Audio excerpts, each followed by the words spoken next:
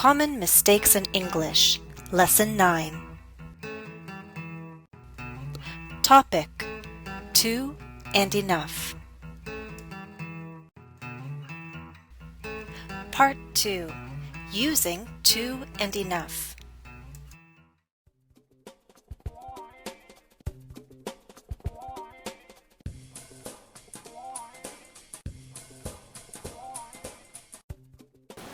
The bed is too high. I need the bed to be lower. Luckily, I have long legs. My legs are long enough for me to climb onto this bed. Be careful with the word order. We place to before an adjective or adverb. For example, the bed is too high. But we place enough after an adjective or adverb. For example, the bed isn't low enough. Low enough. Here are two more examples that show the correct word order with to. I don't think the mattress was too expensive. When you're looking for a new mattress, don't decide too quickly. So in both sentences, you see to placed before the adjective or adverb. All right, let's get a little bit more complex. We'll take it to the next level. It's possible you'll want to give an explanation following to plus an adjective. Look at these three examples. Each of them adds more information following to plus an adjective. The bed is too high for her to climb on. The bed is too high for her. The bed is too high to climb on. All three examples are grammatically correct, so you see that we have three choices when you give an explanation. The explanation can take the form of for whom, and it can take the form of an infinitive.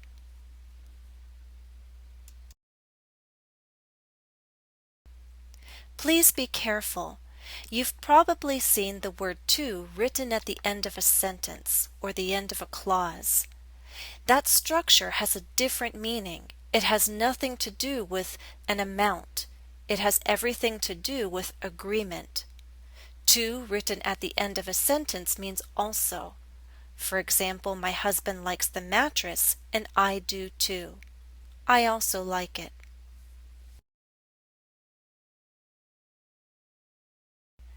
Let's turn our attention now to enough.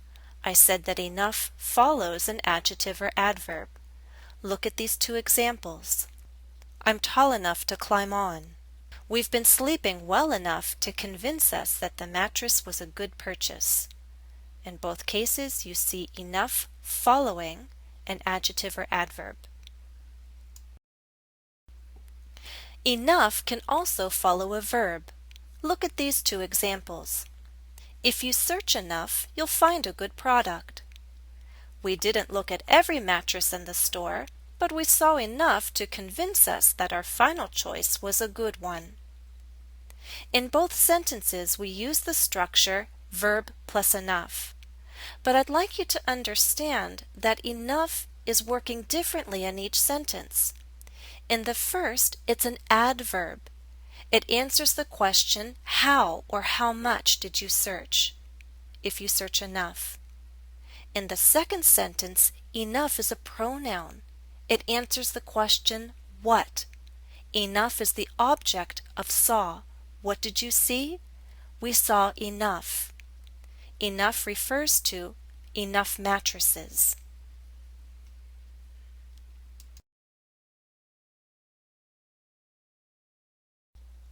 As with to, enough can be followed by an explanation. Look at these three examples, in which an adjective plus enough is followed by some form of explanation. The price was low enough for us to purchase the mattress. The price was low enough for us. The price was low enough to make us seriously consider the purchase.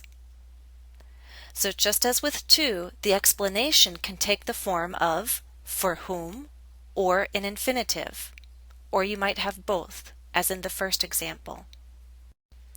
Take a moment to review all three examples.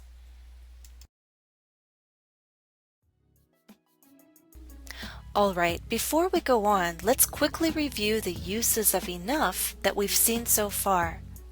We know that enough can follow an adjective, as in tall enough.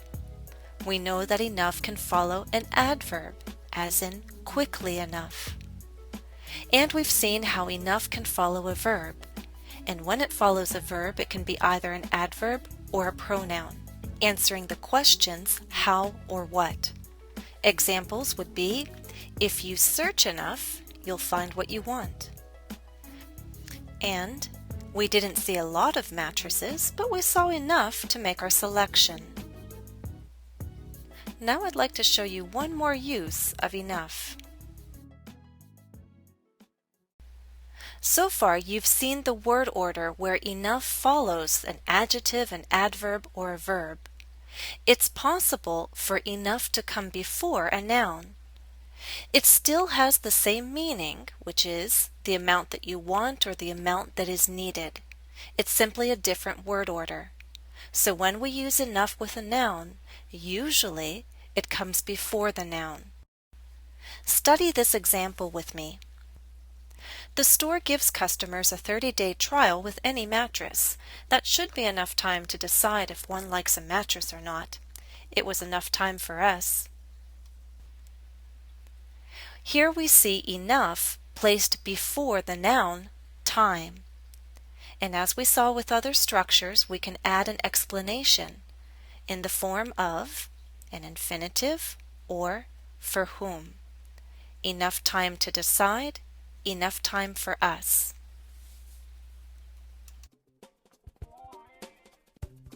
Are you ready for another exercise? Exercise 2. Find the mistake and correct it. Number 1. Our old mattress wasn't enough firm. We needed a mattress that gave better back support. Do you see the mistake? Enough firm has the wrong word order. We need to say firm enough. 2. Our old mattress was lumpy and you could feel the springs inside. We wanted a more comfortable mattress, one that would be soft enough for to get a good night's rest. Do you see the mistake? It's here. Remember, the explanation following enough can either be in the form of for whom or an infinitive. So there are two ways to correct this. We could write soft enough for us to get a good night's rest, or simply soft enough to get a good night's rest.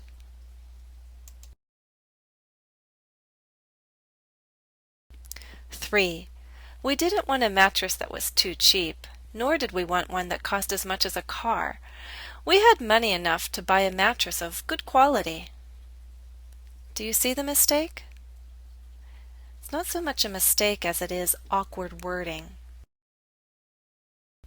It's here. Sometimes a noun can come before enough, but usually it sounds more natural to place the noun after. So I would change the sentence to read, we had enough money to buy a mattress of good quality. 4. I worried that the delivery men wouldn't be able to get the new mattress up the narrow stairs. I thought the mattress wouldn't be too wide. I was wrong and they got it up just fine. Do you see the mistake? Look closely. The mistake is here. Remember, to by itself has a negative meaning, and when we put it together with a negative verb, the meaning changes. The sentence as it is written doesn't make sense. To correct it, we must change wouldn't be to would be. I thought the mattress would be too wide. 5. Some may say our mattress very cost too much, but we believe we paid for quality, and we got it. Do you see the mistake? It's here. We have one word too many, don't we? Both words very and to can strengthen a word, intensify a meaning. You can see very much as a phrase and too much as a phrase, but we'd never put very and to together. In the sentence, I'm trying to explain that some people might feel we paid more than we should have, more than what was needed. So the better word here is to. Some may say our mattress cost too much.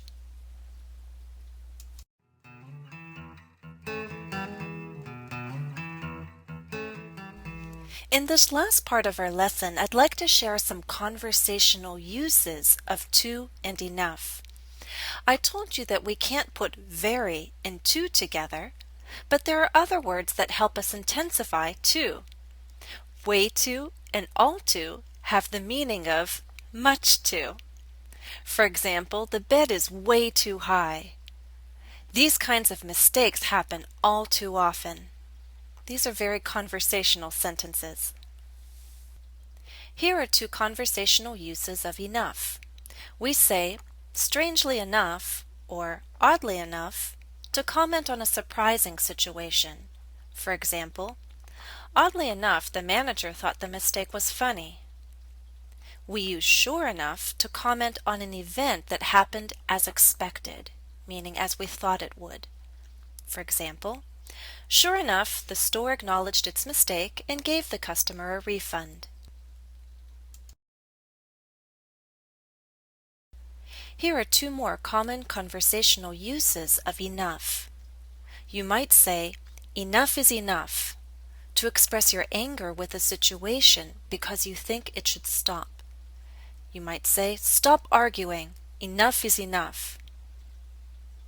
Can't get enough of something or of someone means you want more and more of it because you really enjoy it. For example, I can't get enough of your love.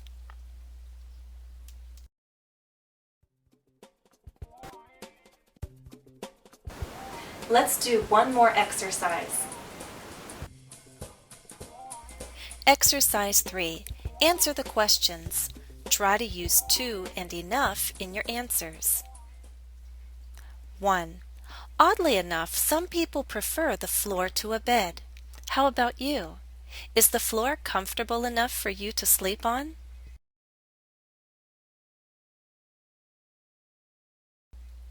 2. All too often, stores make mistakes and customers must deal with the consequences.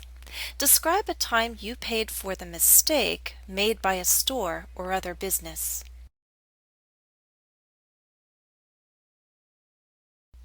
3. Sometimes I love a song so much I can't get enough of it. I play it over and over again. What song do you love enough to listen at least 5 or 10 times in one day? 4. Was there a subject in school you found way too easy? Did you ever have a teacher who knew how to challenge you enough to make learning interesting without making it too difficult?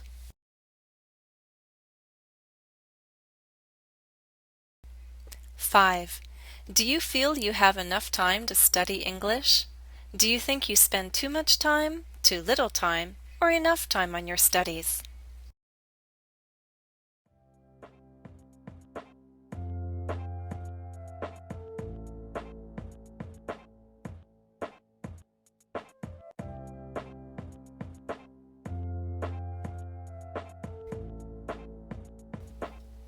Additional practice for this lesson is available at EnglishCafe.com. My username is JenniferESL. Follow the direct link listed in the video description.